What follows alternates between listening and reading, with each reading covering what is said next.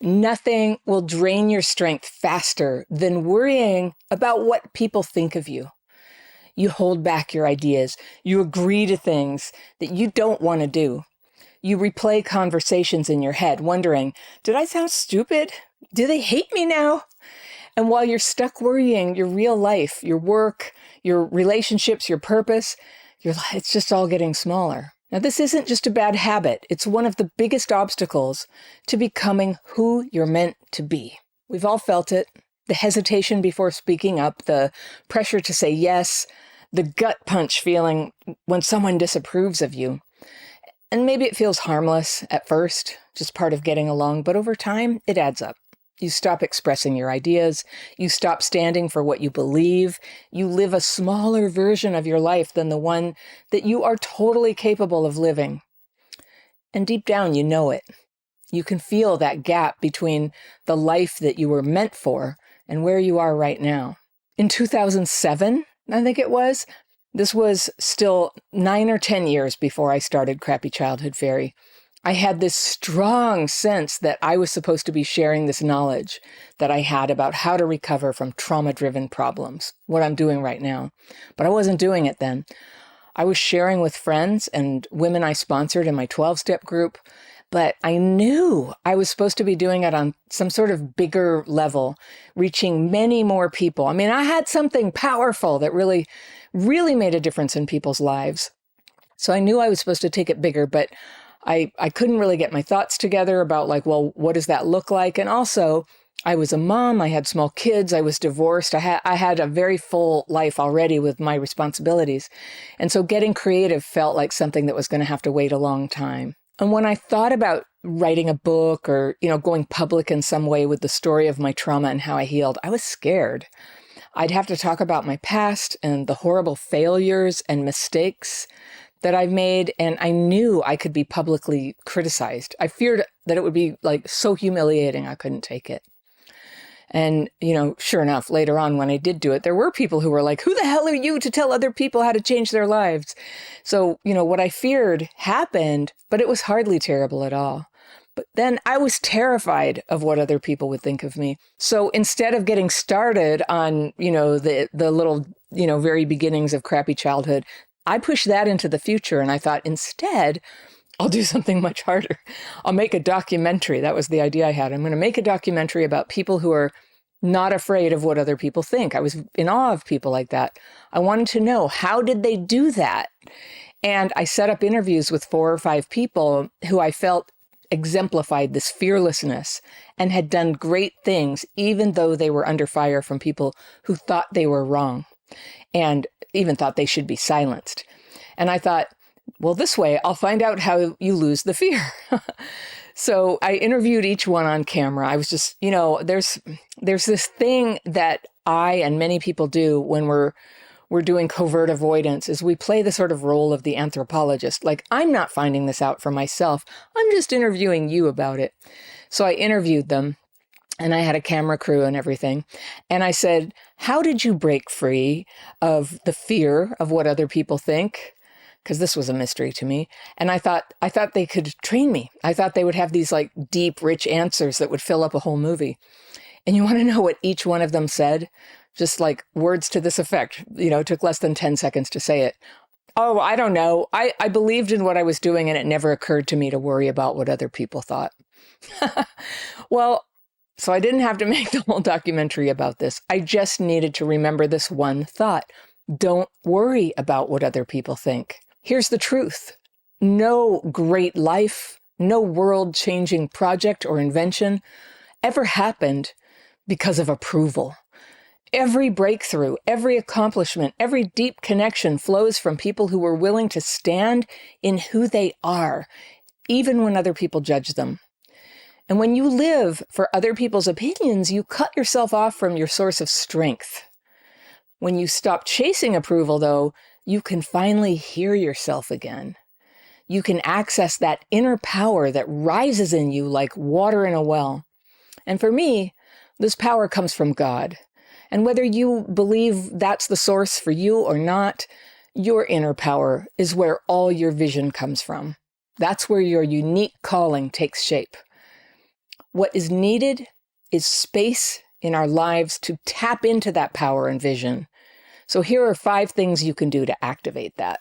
First, you're going to need some solitude. Take time each day away from the noise and distraction of life. No phone, no screens, no constant chatter. Just sit in the quiet. Most people avoid this because it feels uncomfortable. Your anxieties will start to kick up, your worries. Not being able to check your messages can bring fear that pulls you right out of any possibility of insight. And this is essentially abandoning your vision in favor of what you think other people want and expect, what they think of you. But until you can be alone with your own thoughts, you'll always be pulled off course by other people's noise. Their agenda will always supersede yours. So second, you'll need to clear your mental clutter. And what I use and what I teach all of my students, there's so many of them now all over the world. I teach it also to people in my membership program and in my courses. It's my daily practice techniques. The first one is a written technique that's very specific. I teach it in a free course that shows you how to do this very quickly, and I'll put a link to that in the top row of the description section below this video. You'll be releasing, accumulations of fears and resentments that are blocking you. They're taking up all the space in your imagination. This is a very specific technique, so do take the course. Don't just go by what I'm saying right now. So you do this writing technique, and then you rest in quiet meditation. 2 techniques done together, writing then meditating twice a day.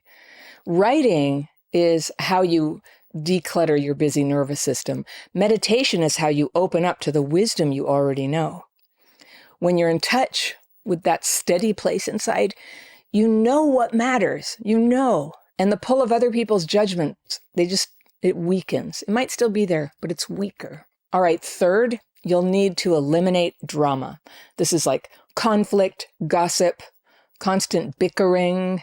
These things scatter your strength. And if you let them fill your life, you'll never have the focus to live as yourself. So step back from drama and you free up the energy that you need to have a real and tangible effect on the world. Fourth, you'll need to focus on what matters. Your attention is limited. And if you spend it chasing approval, you lose it for what counts. So choose the few things that truly deserve your energy. It's probably going to be somewhere in the zone of your work, your family, your health, your commitments, and your spirituality. And then give them your very best. Don't shortchange them. Opinions fade when your life is anchored in what matters. Fifth, you'll need to be very, very honest. Honesty is more than saying what you think. It's refusing to exaggerate. It's refusing to slander other people. It's refusing to bend your words just to fit in. When you live honestly, you become steady. People may agree or disagree, but you're not blown around by it.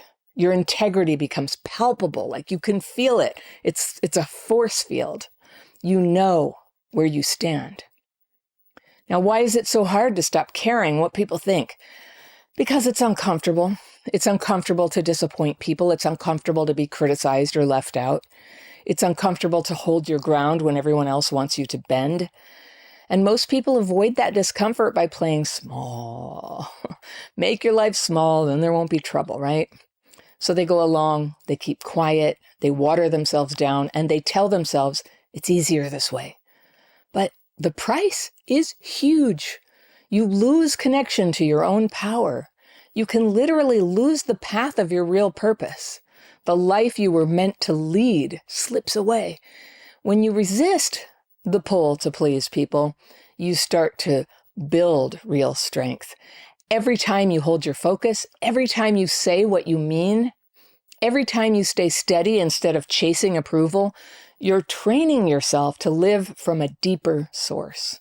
That's where confidence and creativity come from. That's where your real life opens up. Life is not about being liked. Life is about becoming who you were meant to be. And sometimes you will lose people when you do that, but new ones will come along. So don't fear that you won't be liked just because the people who are in your life now won't like the change. They're from your past now. You are moving into a new future. This is the ultimate form of healing from all the hard things that have ever happened to you, from all the ways that you've played small and gotten stuck and suppressed yourself. Do you want to know what it's like when this heals? It's incredible. In fact, I want you to have this vision in your mind. I have this free download for you called Signs of Healing, and I recommend you read it every day. You can get the download by clicking the second link in the description section below this video. Now that means stepping out of other people's opinions and stepping into your own calling. For some of you, that's a gift or talent. For some of you, it's leadership. For some of you, it's simply being the person your family or your community needs you to be. But it's always going to be something that brings fulfillment and joy. There's a small voice inside you now calling you, showing you the next step in your path. Take heed of it, because whatever your purpose is, you can't reach it by playing small. You reach it by living in truth, by holding your focus, by connecting with what's real, and refusing to let other people's judgments run your life.